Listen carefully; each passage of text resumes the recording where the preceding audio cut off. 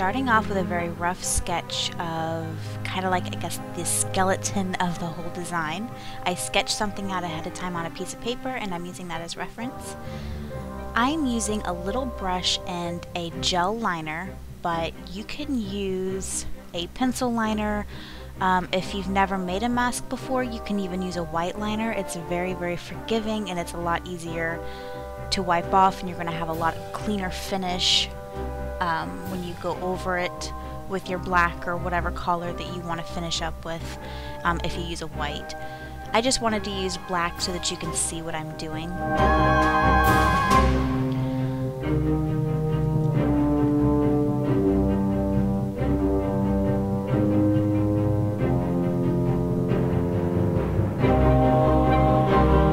Don't worry about, like, if you do swirls like this, if you end up doing this design, don't worry about it being perfect. Just roughly sketch it on. You can always go back and perfect things later. When you fill in all of your details in the middle, it's going to really mask or like help camouflage imperfections and stuff like that. So don't stress yourself out over getting everything perfect on your first run through. Just get the design down and then worry about the nitty-gritty later. And I ended up doing this top part like 1,000 different times before I settled on something that I really liked, so that's why I didn't show you how to do the swirls before. And if this rough outline seems a little confusing for you, here I am just going over it with a black liner and just making everything a little bit more bold and, you know, cleaning up everything, so hopefully you can see the design and it won't be so confusing or jumpy or jumping around or anything like that, if that makes any sense.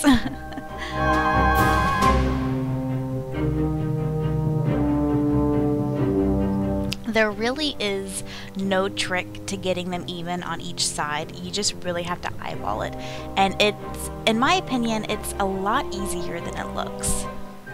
Because when I first sketched this out and I had the idea to do something that looked like one of those black wired masks, because I hadn't seen anybody do a tutorial on YouTube. If there are tutorials, I just haven't seen them, but so I wanted to do one, you know, because there weren't many videos on them. So whenever I first decided to do this, I was like, oh man, it's gonna be so hard to get it even on each side, and it was a lot easier than I anticipated it to be. It was a little tedious, but you know, not too bad. That's just the finished rough outline of the whole mask. Now I'm just gonna start doing my little designs, and I just wanted the outside of the eyes to look like, I saw this on a wired mask and I kind of used that as my inspiration, and I wanted, you know, to have like big eyelashes, you know, coming out of the eye holes, or, you know, the fake eye holes. So that's what I'm doing here.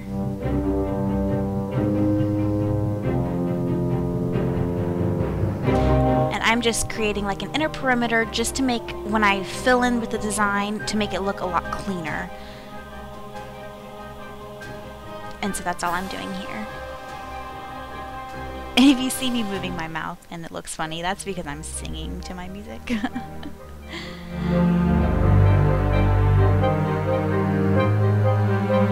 Thumbs up the video if you like Florence and the Machine. I love that band and I listen to them like religiously. So here I'm just doing like a fishnet design. It's just a bunch of slashes and then going over them with other slashes, and then it's just a nice filler, simple filler design for that top part of the mask. And here you're going to make kind of like 4-leaf clover type look.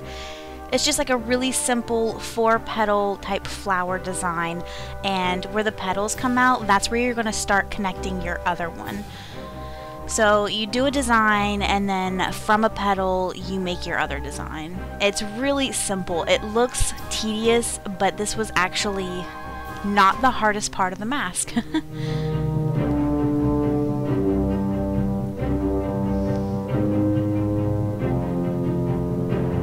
For this top part, I just made a bunch of different circles, you know, just as another easy, simple filler design. to make it look a little bit more complex than it really is.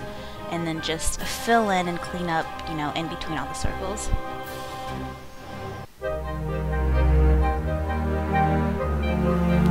Go through your entire mask when you're done and just clean up any parts that look rough or kind of sketchy, or, you know, you just want to clean it up. This would be a really good time to bust out that liquid liner if you haven't done so already, because it really leaves a nice sharp finish. But you can just do what I'm doing and just, you know, stick with a pencil. It still looks good. So stick on your rhinestones. I did a really big one in the middle. The rest of them are like medium to large, you know, more medium size. And then I'll finish up with some small ones.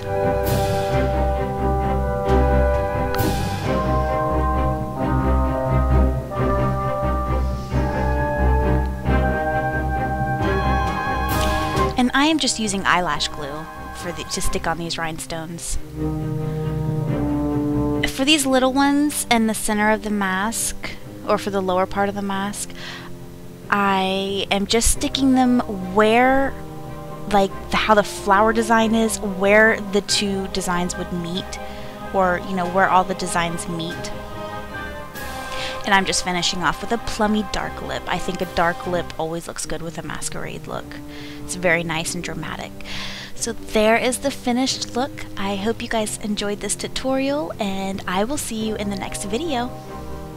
Don't forget to enter our current giveaway that's going on. A couple videos back we have our rules and everything, so if you wanted to check that out. I'll see you later. Bye!